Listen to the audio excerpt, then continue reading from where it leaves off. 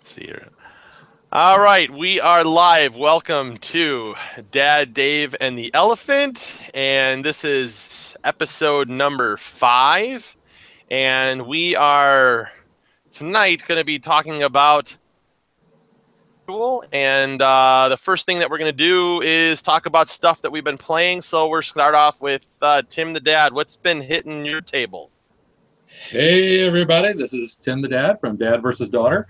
So the games I've been playing lately, one that was the hotness at Gen Con is Whistle Stop. Game group has really been liking this. Kind of has a sort of a feel like Railways of the World. What else? It's been good. Been a lot of fun. Been some ruthlessness in it, and we like that in our games. So good player interaction.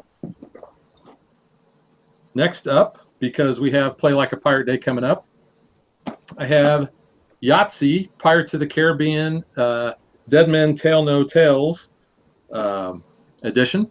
Now, I made the mistake of teaching my wife this. She knows how to play Yahtzee, but this is the Battle Yahtzee. We played 10 games the other night. I won 2. Big loser! Wow. Thank you. Whoa! Yeah, I can't back it up. You know, she's kicked my butt at this. I don't really know how either, but it's just like, and the game plays super fast. We play a game in like 6.5 minutes. It plays very similar to regular Yahtzee, except you're not keeping track of end of game score. It's all a matter of basically being the last pirate standing. So yeah, you're going to be seeing this one on our channel really soon. And I'm not going to be talking about the outcome of that. And then last up, speaking of pirate games, we have Rum and Bones Second Tide. Been playing this with my game group too. A lot of really cool minis. In fact, when we played it the other night, I told my buddies, I said, you know, this reminds me of playing with like my army men when I was a kid, you know, doing certain things, and because of all the really cool minis that are in this thing. But this has been a really cool game. You can play it up to 6 players, 2 teams. You've got the Deep Lords, and you've got the basically, which they're kind of fishy-like characters, and then you've got the humans. So this one again will be on our channel. It's going to be a Game of the Week segment with my game group. So been a lot of fun. So be sure to come back and check that out. So that is my latest 3 games I've been playing. How about you, Mr. Gray Elephant? For me, we've been playing the Splendor Cities. So the Splendor expansion, the cities, comes with 4 expansions in the actual box. And we've been having a lot of fun with that, Carmen and I. We played a game from Mattel called Wizards Wanted, and that's up on our channel now. You can check that out. But we played that quite a bit, and we enjoyed it a lot. And Dave, for the first time, I finally sat down and played Terraforming Mars, and has quite the learning curve to it. Poor quality components, but wow, what a game. That was a lot of fun. Yeah, it's a good one. That is a really good one. And for us, let's see, stuff that we've been playing. I have some games here. This was came out from this, I don't even know how you say it, Modias or something like that. It was tasty. It's a Modias. It sounds like bad. It sounds like bad, you know, like Modias. Anyways, they were at the game was available at the Tasty Minstrel Group, and basically it distills the 18xx game down into about a half an hour. We played with 5 people. Really thinky, really fun game. Really enjoyed that one. We played this one is an old, like a redo of an older game. This is Indulgence from Restoration Games. This is a trick-taking game. It has these edicts that come out, so it changes up from round to round. That was pretty fun. And this past Friday, we played Lisboa from Vito Lacerda, and oh my God, it's a really good game. Brain fryer for sure. The initial play with instruction stuff, we played about It took us about 4 hours. So that one is definitely not for the faint of heart, but definitely looking forward to playing that one again. One of our watchers, King Player 14, that's Chris, one of my guys in my gaming group. He said that when we were done, I'm glad to know that I will never play this again. So anyway, so that's when we were playing. So yeah, so we've been playing like a lot of the, obviously we've been playing a lot of new stuff that's from that released at Gen Con, stuff that we're trying to get content for our channel for you guys all to enjoy. One of the things that we wanted to do tonight, before we get into like our group review, is I wanted to talk about games with some years on them. And so what we're going to be doing is the three of us are going to be talking about 3 games that we enjoy, that we're playing, that are at least 3 years old. So stuff that's stuff that's been around for a little bit, things that we still enjoy. So we're going to kick it off with Tim the Dad. Tim. Okay, so coming up with the first 2 was actually really easy for me. The third one was kind of a struggle because I've got a lot of games that they're right there, but they're not in the top 2. So my number 3, I'll do this in reverse order, is Carson City. Now this is a worker placement, area control kind of thing. A lot of fun. If you like cowboy themes, you're going to like this one. It's very meaty, plays up to 6 players. In fact, that's about the way I played it, I think. I don't know if I played it less than 5 players before. It takes a couple hours to play, but a lot of fun. So that's Carson City, and this is the big box edition. And I'll point out, I haven't actually played it enough to start introducing the mini expansions that they have in it, but the base game on itself is very, very good. One of my top games. My number 2 was my game of the year, I think 2 years ago, whenever it came out, and that is Roll for the Galaxy. Now, funny story about this. I do not like Race for the Galaxy, but when I played Roll for the Galaxy the first time, man, it hooked me. This game has got it all. I don't know if it's because I like the dice and being able to generate the resources or the way the mechanics work. This, I think, it gets set apart from Race for the Galaxy, and I think this is the superior one, in my opinion. I know other people think that Race is better, but this is probably still my number 2 game of all time. I love Roll for the Galaxy. We love that one. We got the expansion as well. Yeah, I don't have the expansion yet. All right, so, Tim, I think you're going to like this one. My number 1, and this is still my number 1 favorite of all time. It's a beast because there's a gazillion cards in here, and that is Marvel Legendary. In fact, I would open up this box and show you all the sleeve cards and how they're all in here, with all their color-coded dividers and everything. But this thing actually weighs a ton. If I dropped this on my foot, it would break it. But this is an awesome deck builder. It's a great. We always play cooperative. I mean, we don't really care about the points as much as we care about defeating the bad guy. Yeah, same. This is one of Megan's favorite games too. We love the theme. We love the characters. My number 1 game right now of all time. So that is my 3 games. And I don't give myself a hernia putting this thing down. Ugh. So those are my top 3 games from the last 3 years, or 3 years old at least. So Tim, take it away. Carmen, come here. Well, I you know what? Carmen just so happened to walk into the room, and I would really like her to introduce one of them. So let me set the premise so she understands what's going on. So what we were doing is we picked 3 games that are at least 3 years or older that are in our top, our top 3 games from 3 years or older. Okay. And would you like to introduce the first one here that I chose and hold it up to the camera? Okay.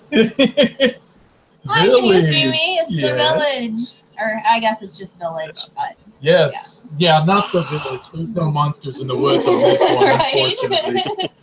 We love this one though. Why do we like it so much? Well, it's worker placement, and you get to kill off your workers. I mean, and killing them off at the right time is the whole point of the game. Yes. I never looked at it that way. And you have to you make little stories about your workers too. We do. And the beauty of the village is coming up with the story on how they died. I know in our playthrough, that's what we did. We had a story on how each one met their demise. Yeah. I think the best part is if you play in the village, if you use the if you play with the expansion that has the inn with the tavern and stuff like that, is basically you've got the guy who's going to be the town drunk, and when he dies, no matter what, he goes in an empty grave. It's like, okay, it's like you wasted your life. That's I think the best part. It is really funny. It's like, here, let me buy you a drink and let me get a few favors from you, but you know what? In the end, I'm never going to be remembered. He had a good time. So a few Gen Con ago, Dave and I, we talked about this quite a bit. It was like 3 years ago. It was like the best Gen Con for releasing games. And one of those games is one that really didn't get a lot of traction here in the United States, unfortunately. But it is still one of my favorite games of all time, and that's Hyperborea. This one here, if you look on the back, it's all about area control and action selection, and there's 6 different races you can take advantage of. They even came out with an expansion for this, but unfortunately, this game did so bad here in the United States that it never released here, unfortunately. But it's a bag building game. So, we've got dice building, deck building. This one's a bag building, just like Orleans, kind of like that one, Orleans. Exactly like that, your bag building, but with just cubes that give you actions. Last but not least, my third game that I chose was my #1 game from the very first year that Gray Elephant Gaming started, and it is probably still my all-time favorite game. And if Mike Young is watching this, of course, he would have probably slapped me if I did not talk about Terra Mystica. Terra Mystica is hands down one of the absolute best games I have ever played. I played it. This was one of the very first games that was ever sent to Gray Elephant Gaming too, believe it or not, by Z-Man Games. This is an area control game where you're actually terraforming the lands, and you're trying to adapt them so that your people can actually live on them, build houses, expand, score points, blah, blah, blah. But a phenomenal game, one of my absolute favorites, and I just did recently pick up the expansion, believe it or not. So I'm kind of excited to hopefully try that out at some point in time. But that's it. Dave, take it away, brother. Nice. All right. So, 3. I'm going to start off with one that's been around for a long time. I think it was published in 1964 originally, and that is Acquire. And this is a Sid Saxon game, and it's been published several different versions. I think this one here, I'm not sure. I think this is like 77 or something like that. But this is still, it's kind of it has to do with stocks, and you're placing these tiles down and growing hotel chains. And you have to manage your money, but the key is the only way that you make money is if your hotel chain gets gobbled up by another one, and then there's a payout. So it's a pretty kind of a strategic game. It's a lot of fun. For a long time, it still holds its weight with a lot of the games that are coming out today. So if you've never played Acquire, definitely one that you'd want to at least play it. But certainly a lot of people have this in their collection. I have mine, and our group, we love this one. The next one is Concordia, and this is probably the newest of the games that I have released. This game to me is rated a 10 in my BGG collection, and it has all sorts of elements. A little bit of an area control, route building. There's a deck building aspect where you're acquiring cards and trying to score points.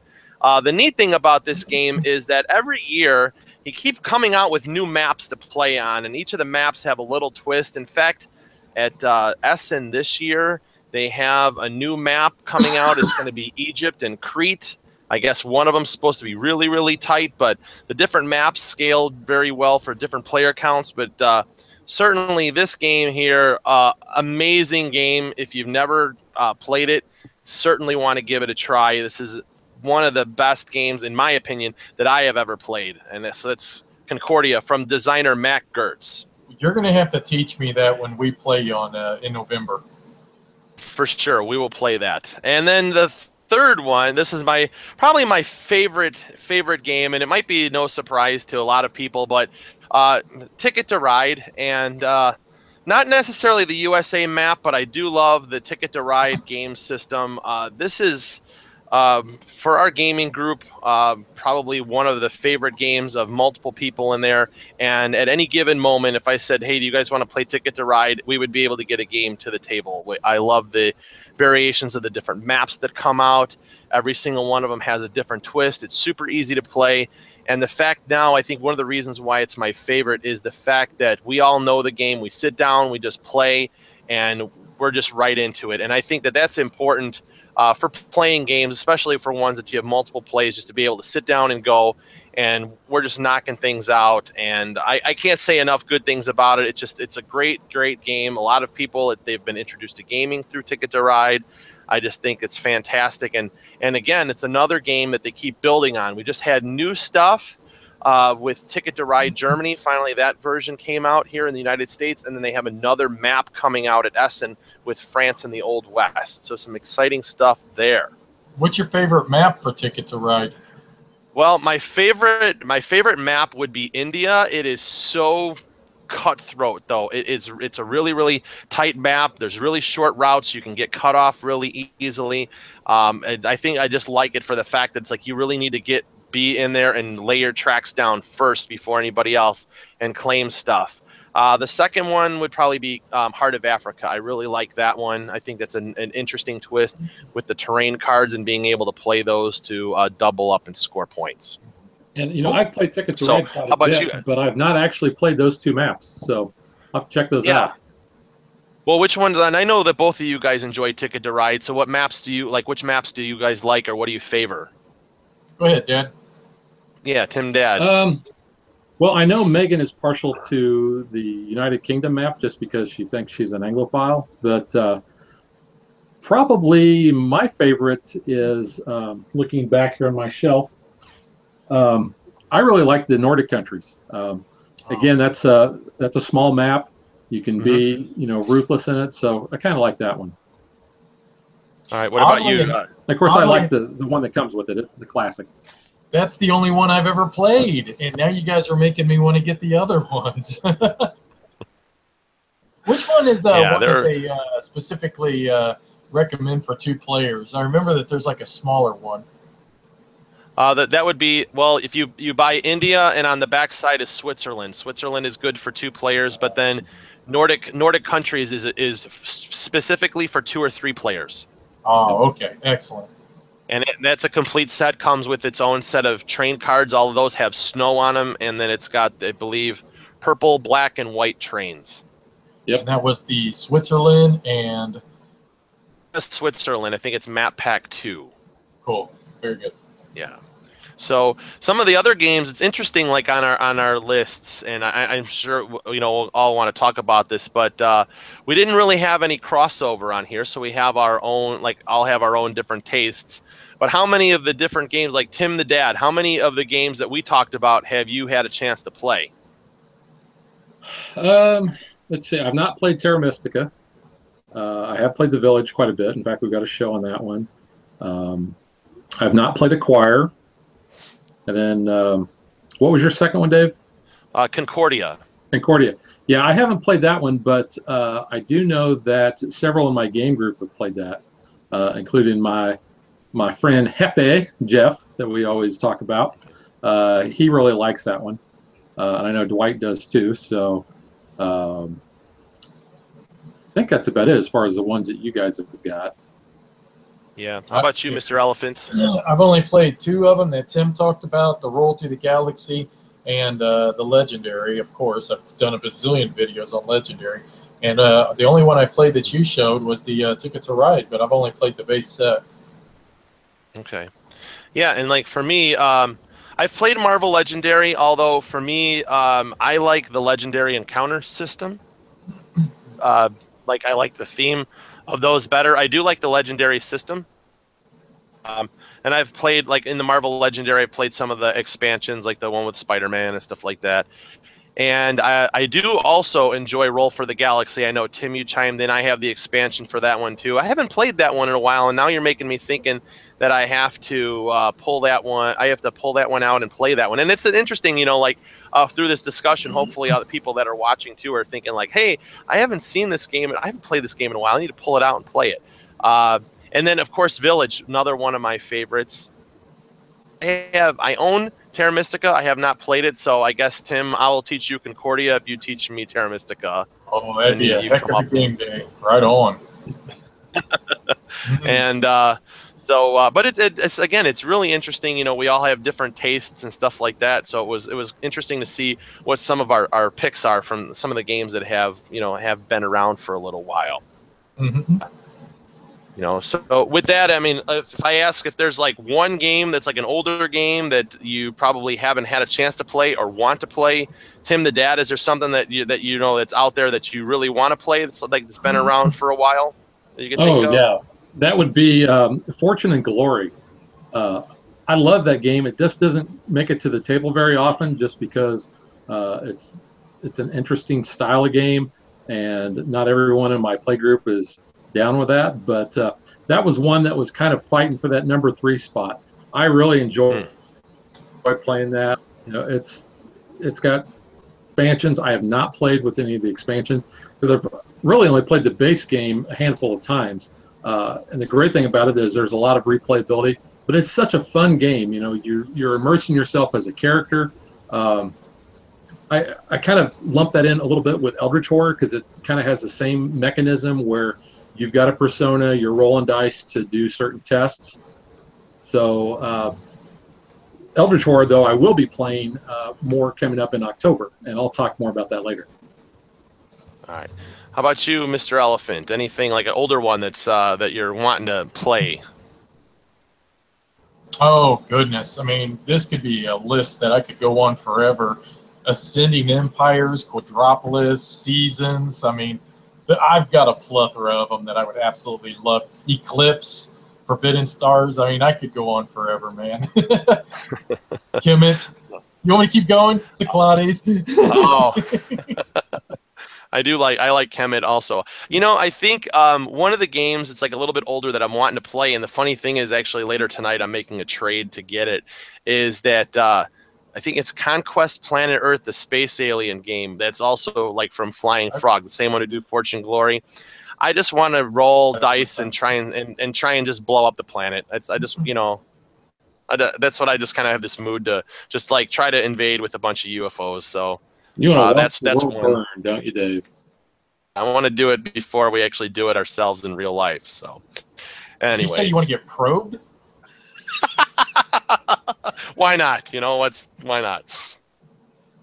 Anyways, so for those of you that are watching, live, over on our on the chat, throw in something that you guys are, like some of the older games that you guys are enjoying. We'll mention them during the video cast if we see some stuff, and then also anything that you're wanting to play, or if not, if you're watching this afterwards, leave some stuff in the comments below. And so with that, we've talked about some stuff that we've been playing. We've talked about some of the stuff that's like that have a few years on it. And then last thing that we want to do is get into a game that we want to talk about together, the three of us. And it's a newer game, and that is Ethnos from CMON. And let's see, who wants to do the honors of explaining what type of game this is? I'll leave it up to one of you two. It's a set collection area control game. There you go. Yeah. Excellently put, Tim. Yeah, you're just trying to collect a set of characters, you play them down, and then you take over areas and you try to control them. It can't be explained any easier than that, right? Yeah. So that pretty much sums it up. Yes, yes, but there's a lot of interesting things in this game that make this, and I'll just spill it like right up front. This so far of the games that I've played this year that have been released for 2017, this is currently my favorite game is Ethnos. And but so Tim, you started you explain this in this very, very simple set collection area control game, but explain a little bit more of some of the intricacies about this thing. What do we got going on that makes it special? Well, you're dealing with fantasy. The whole thing's a fantasy setting, and you're dealing with I guess you could call them, what do they call them, like just tribes, I guess. Yes. And each tribe can consist. Say again, Dad. They're called bands. Well, that's a band. When we play them, they're bands. They're actually tribes. Tribes. I thought they were tribes. Okay. Yep. And so what you'll do is you'll throw your hands up, give it up. So there's 12 different tribes that come in the box, and each of them has different types of abilities. You can deal with centaurs, you can deal with dwarves, you can even get like the expansion, which are fairies. You have skeletons. The point is that they each have different types of abilities. And as you play them, you'll play them in, as like Dad said, you'll play them as bands. And depending on how big your band set is, that's whether or not you could place into one of the areas on the board. For your first character you place, all you really need is just one card to place down, and you can place into that region. But as you continue to place in that region, you have to play larger and larger bands. As you play the bands, you're going to determine one of the tribes to become the leader of that band. Now, the tribe leader must match either the color or be all of the same tribe. Whenever you do that, you're going to get the ability of that leader. And that could be all kinds of crazy things. It could just score you extra victory points at the end of the round. It can allow you to take over and move your pieces around the board. Just all kinds of cool stuff, to be honest. You could even, with the fairies, you could steal a band from somebody else. So it's really good. It's a great game. It's one of those ones, I tell you, Carmen and I, we sat down and played this one, and we just simply could not stop. We played it over and over and over. I bet you I've played this game 15 times already this year.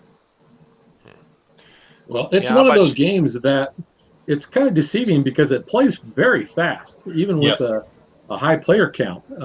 We play it over lunch at work, and I was amazed that we were able to get it in on time and still had time to spare. Turns go very fast. There's very little downtime. As you know, you're playing cards or you're picking up cards, and then boom, it's the next person's turn, and then before you know it, it's back to you again. So yeah, that's one of the reasons why we like it so much. Yeah, you know and I love it too, especially the speed. I mean, you're playing. If you're not paying attention to the game, it's going to be back around. And you'll be like, we're waiting for you to take your turn. I mean, it's literally that fast. But you know, some of the neat things though, I really find it fascinating though. It's like every time that you're building up your hand of cards, when you go to play a band, discard the rest of your hand. And so it's like, you know, as you're building up cards, you know, you start having this tension like, okay, I really need to do this, you know, and it's one of the neat elements is like all of a sudden it's like you play a band out and then the rest of the cards go out for other players to basically grab up, you know. So that's I think that's really kind of a neat thing. Pay attention to what everybody else is taking, because you don't want to throw them a bunch of stuff that's going to help them a lot. And one of the things that I always try to do when I play is, and I can't remember which one of the tribes it is, but you know, when you play a band down, then you can play a second band down as well, or you can keep certain number of cards in your hands, which I think is the elves. Right. Centaurs let you play a second band. Yeah, so whenever those are in play, I usually try to kind of exploit them to the best that I can. And potentially the merfolk let you play a second band too.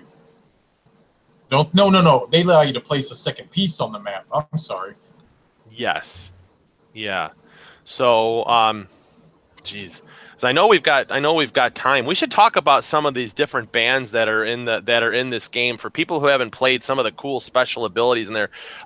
You know, when you're playing the game, bust out the actual board, huh? show them the map. Maybe then they can understand kind of a little bit about the regions. So, all right, so I have it here. So, anyway, so if we look at the map for Ethnos, this is the game board, and they have different regions, and there will be point values that will be placed out here to be scored for whoever has the majorities in each of these colored regions. And there's different, like, 3 ages. So we have age 1, 2, and 3. Although at lower player counts, you'll only play 2 ages. And you're going to be placing bands in there, and their colors of the leaders will correspond to the map, and this is going to correspond to where you put your markers on there. And then also the size of your band, when we talk about the scoring, is down here. The larger the band, the more points you're going to score. So you have to weigh the option of when you're playing the cards. And I think that's one of the things that makes this game so awesome, is the fact that you're playing sets, but you're weighing your options. Okay, do you want to play smaller bands just to get, and just to get control and score points that way, giving up the band points, or are you going to try to just collect a bunch of cards and lay down these big massive bands? That's one of the things. I don't know if you guys, when you play that, like Tim the Dad, you're talking about different strategies. Is that one of the things that goes through your mind? Well, sure, because like I said before, I don't want to give other people the cards that they're wanting. So a lot of times I'll, if I can get a couple of cards down and get my piece on the board, I'll go ahead and I'll do that real quick. And it really depends on what the band is that you're putting down, based on their ability, which is one of the other great things. And we didn't mention this, but there's 12 bands that are in the game, or excuse me, 12 tribes that are in the game, but you're only going to use 6 on a given game. So a lot of replayability, a lot of different synergies that are going to come into play depending on the tribes that you use. So that kind of dictates what strategy you may be going for. I will point out that my strategy, I think, has only worked once as far as me winning, but that kind of is par for the course for me when I play games. Yeah. So a couple of the tribes that I want to talk about, I think, that are pretty interesting. Let's talk about the wing folk. And the special ability for the wing folk is that when you play a band down, you can place your marker in another region.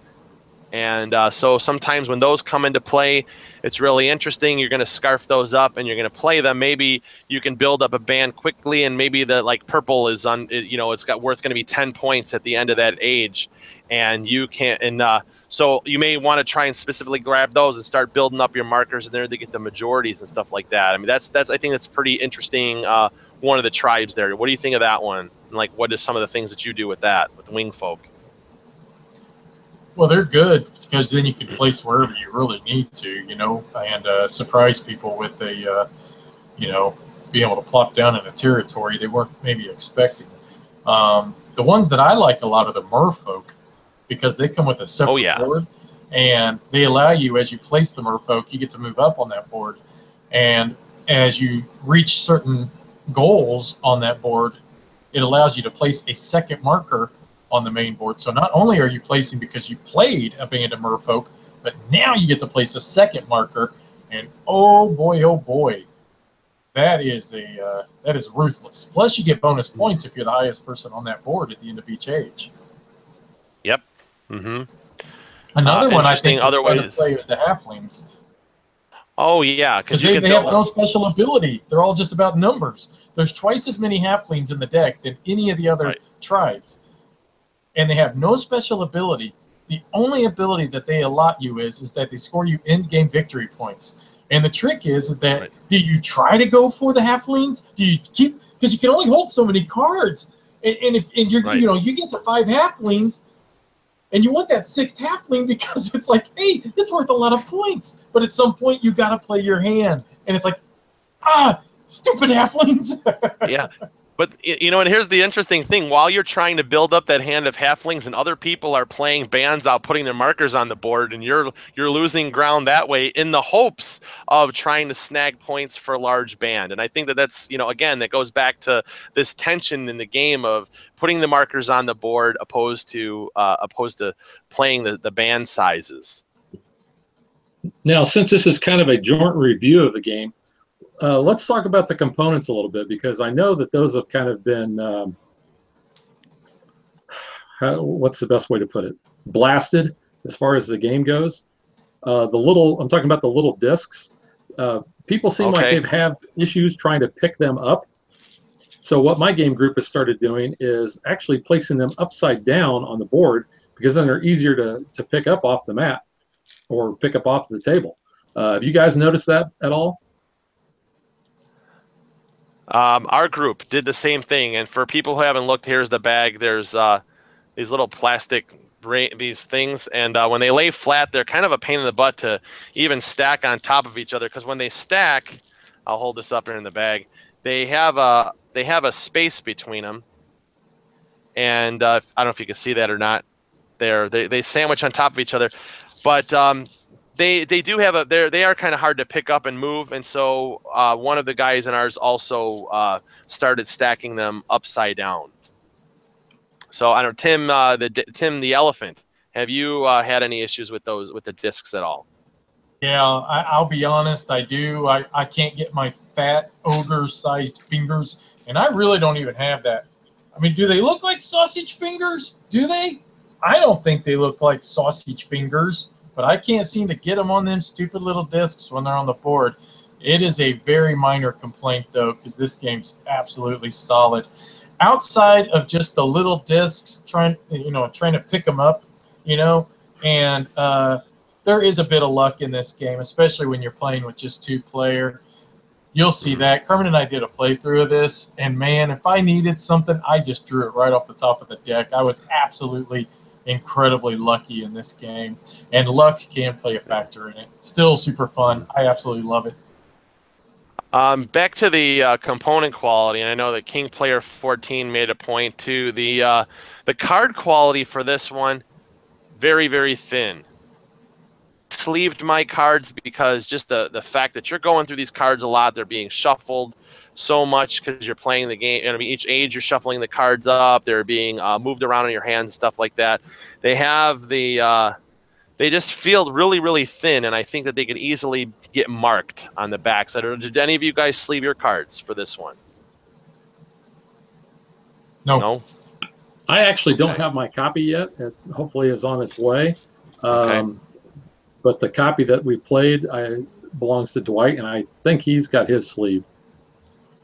I did not sleeve mine, and mine I got in a trade from another user. So even with, I've already played my copy probably 10 times. I've played another friend's copy. Now his is sleeved.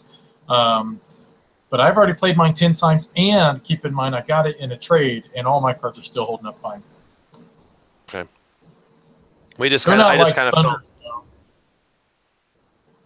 right, but I kind of felt that they were a bit on the thin side, and I know that probably the one thing that the game gets blasted for is the artwork, the board itself. You saw the board before, not a very exciting board, and the card art. The card art is just, I don't know. It's nothing fantastic, but and Tim, the elephant, you said, I overlooked that just for the simple fact that the gameplay far outweighs the appearance of the game.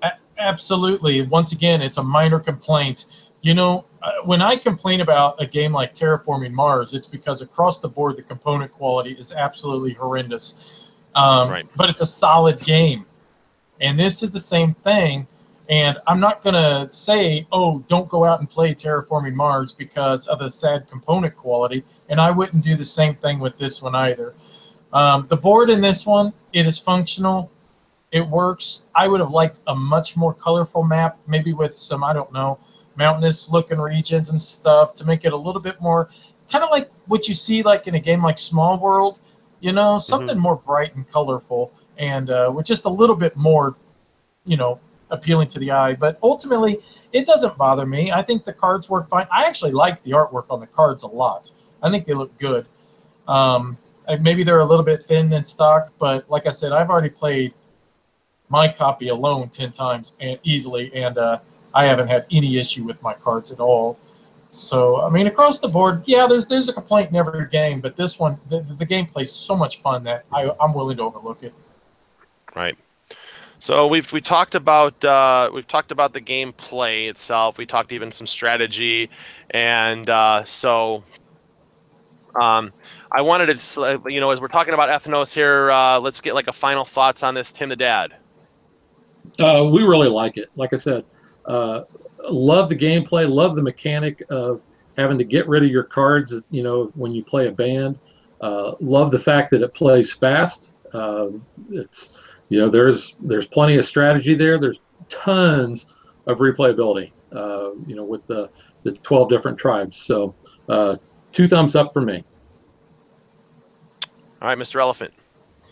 I think, once again, this is a game like what Dad had already mentioned. It plays quick. It's a lot of fun. You have all these varying abilities of all of these tribes, which allow you to, you know, just take – all you have to do to completely change this game is take one tribe out and replace it with a different tribe. And then, boom, it totally changes the gameplay. That, to me, it just keeps you wanting to come back for more and more and more.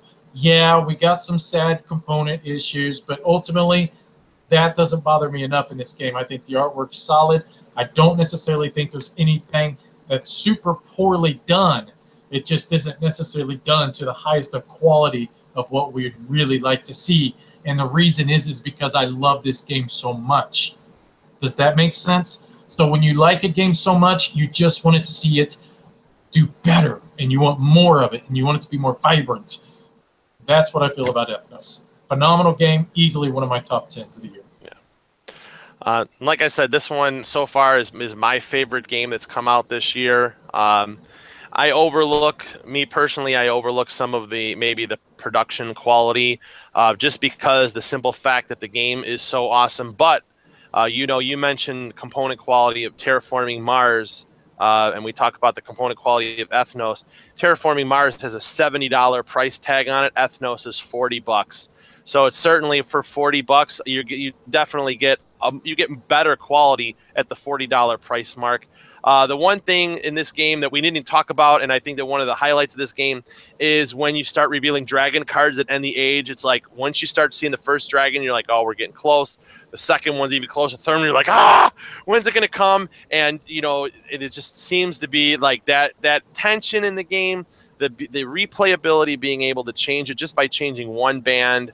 Just a fantastic game. The coupling between the area control, the set collection, just overall, you know, great game. Families can play this one. Super easy to teach, super easy to play. Big hit for me. Definitely a high recommendation from me. It seems like from Dad, Dave, and the Elephant, all three of us say this is one that you definitely want to check out. Wait. Is this the first time we've all three agreed on a game? No. It might be. No. We all like Dice Forge. Yes. No, that's true. Okay. Yes, we did. Okay. Oh. Okay. Yeah. So anyways, Ethnos from CMON, definitely one that you guys are going to want to check out. So as we start bringing this episode to a close, let's talk about things that are going to be coming up on our channel. So why don't you start off? You got a bunch of stuff to talk about, I know. Well, if anybody has watched our channel for the last couple of years, you know that we pretty much devote the entire month of September to pirate-themed games. I already showed you a couple that's going to be on the channel. We're also probably going to be playing the Pirates of the Caribbean Battleship, which has a unique take on the classic game. And the biggest thing to point out is that coming up on Saturday, September 16th, Dad, Dave, and the Elephant are actually going to be getting together to celebrate International Play Like a Pirate Day. Now, that's something I kind of started last year. We have a Facebook group on it, so go out and check it out. But that is where we are going to get together with our friends, and we're going to be playing pirate games from dawn until probably after dusk. we've got great games such as Black Fleet, Francis Drake. I could point out a gazillion of them up here. But get together with your friends, go to your local game store, grab all your pirate games, and as Tim would say, it's all about the booty. So you're going to want to make sure that you shake your booty on that day. And like I said, go to the Facebook group. We want to hear about what your plans are. Post pictures of you guys playing pirate games throughout the day. Tell us about your favorite pirate games. Tell us about your favorite pirate game stories, because if one thing is consistent among almost every pirate game, there is some backstabbing. Because we're talking about pirates, so people are going to be thieving, people are going to be stealing, people are going to be getting killed. So definitely check that out. We want to hear from you. So throwing it over to we want to make Tim the Elephant walk the plank. We do have Walk the Plank. We can play that game.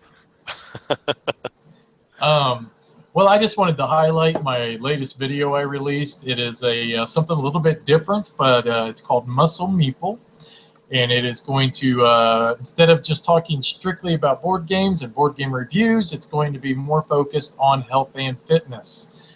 You can find that video released over on my page, Gray Elephant Gaming. It'll be titled Muscle Meeple, and it's only a 10-minute video.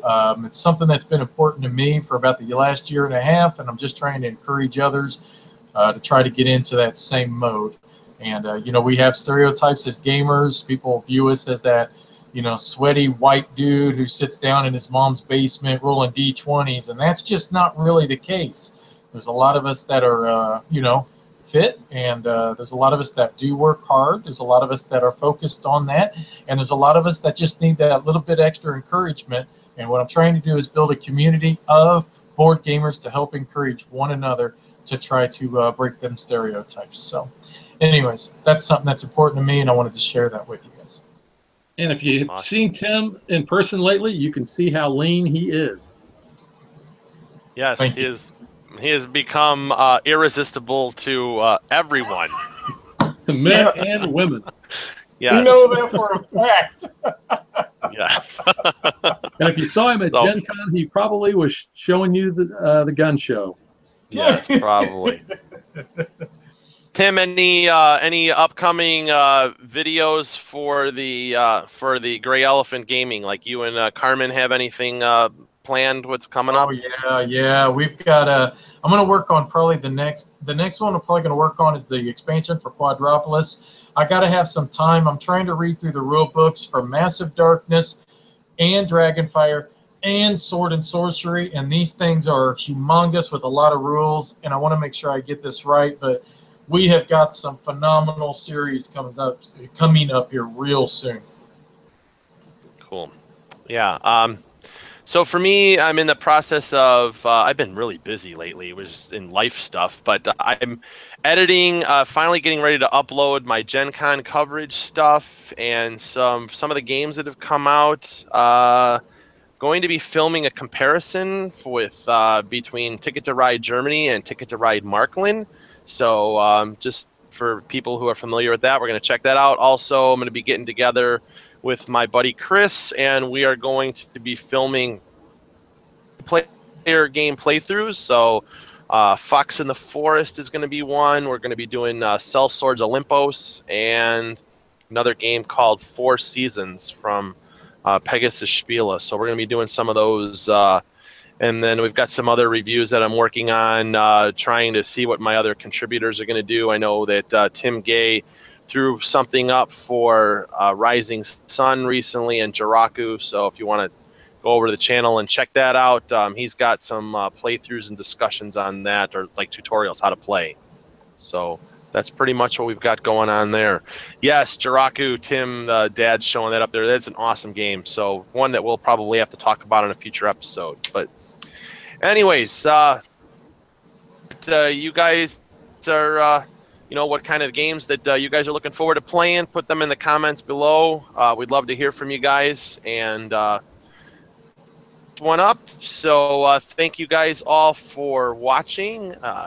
we should be back in 2 weeks, and just stay tuned with our Facebook page. We'll post our links to the shows and what's coming up. And again, make sure to check out all of our individual channels to see what we've got going on. So as we say our goodbyes, we'll start off with Tim the Dad.